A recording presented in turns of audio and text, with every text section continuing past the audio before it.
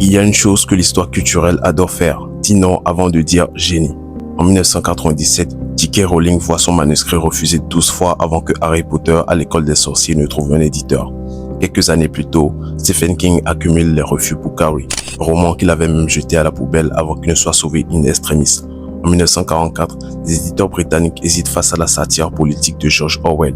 La ferme des animaux paraît finalement et devient un classique mondial.